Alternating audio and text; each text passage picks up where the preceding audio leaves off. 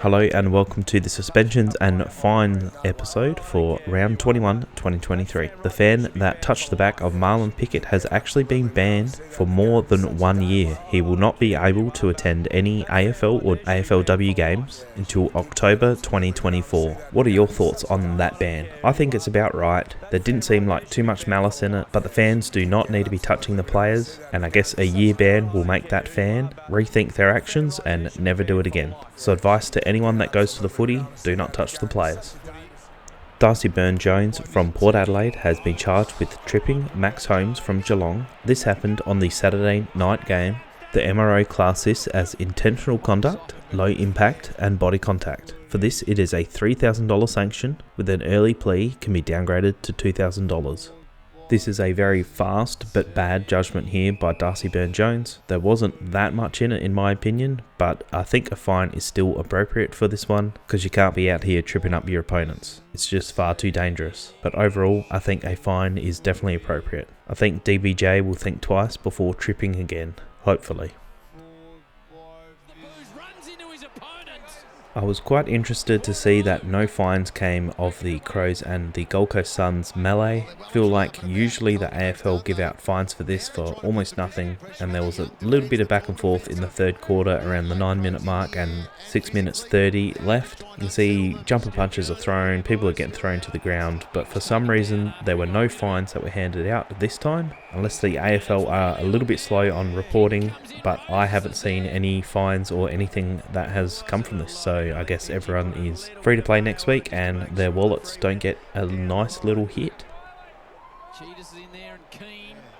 Toby Bedford from GWS Giants has been charged with rough conduct, dangerous tackle against Ollie Florent from the Sydney Swans. This happened in the second quarter and the MRO class this as careless conduct, medium impact and high contact. For this, he's been given a 1-match sanction. Oddly enough, the umpire didn't actually call this a dangerous tackle on the day. He actually paid holding the ball against Ollie Florent as he makes no genuine attempt to get rid of the ball. So is that the MRO's way of saying that the umpire made the wrong call here, as Toby Bedford is now going to miss a week? The whole situation's a little bit strange. I think that Ollie Florent definitely could have got rid of the ball before the tackle was there, or he could have dropped it down to his boot to try and dispose of the ball, which then hopefully would have made Toby stop the tackle. But in the end, I guess he didn't have to bring him to the ground while his arm was pinned, and Ollie Florent hit his head on the ground, and I guess that's why he gets a 1-match sanction for this. What are your thoughts? Bailey Williams from the West Coast Eagles has been charged with rough conduct, dangerous bump against Mason Redmond from Essendon. This happened in the fourth quarter, and the MRO graded this as careless conduct, medium impact and high contact. For this bump, he has been given a 1-match sanction, and for me personally, if I was at the West Coast Eagles, I would be challenging this. It's really hard to see because the video quality is quite low, so I'm sure the AFL have other angles that they are able to reference, but it doesn't actually look like Bailey Williams makes contact head high on Mason Redmond. Redmond does look like he flops a little bit, so I don't think a 1-match sanction is probably fair for this. It doesn't look like he makes head high contact. It's a bump front on, but I wouldn't say it's an illegal bump. To get a 1-match sanction for this, I think is fairly unfair. I could be wrong. That's my personal opinion. Leave a comment below if you think I'm way off. Braden Campbell from the Sydney Swans has been charged with rough conduct, dangerous bump against Lachie Whitfield from the GWS Giants.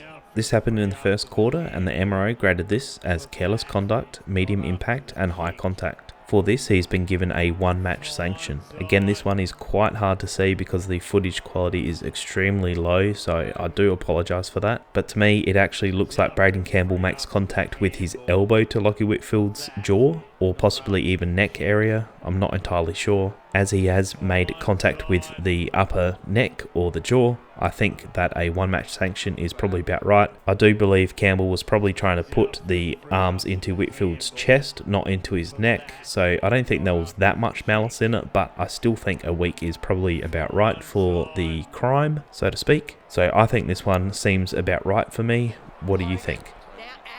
Brent Daniels from GWS has been charged with rough conduct for his dangerous bump on Jake Lloyd from the Sydney Swans. This happened in the fourth quarter, and the MRO graded this as careless conduct, medium impact and high contact.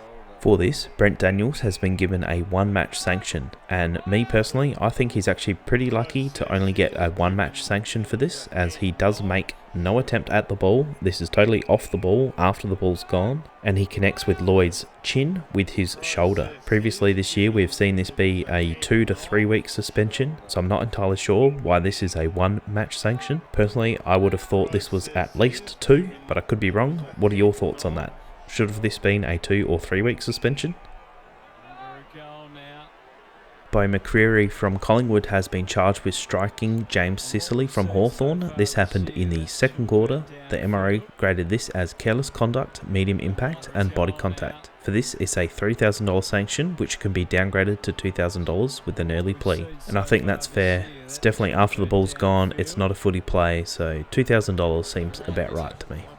I'm not entirely sure how bad boy Toby has got away with this one, as he clearly puts not 1, not 2, but 3 body parts into the neck of Ollie Florent and somehow does not cop a fine or a suspension for this. I think maybe the first elbow and second elbow probably were a fine for me, and then he puts the knee into the throat of Florent. We've seen that be a fine before, but I'm still a strong believer that anything in the neck while a person is down should be a suspension. You don't need a knee in your neck from an opposing player after you've already disposed of the ball. It's definitely not a footy play. I don't like it. Should have been a week for me.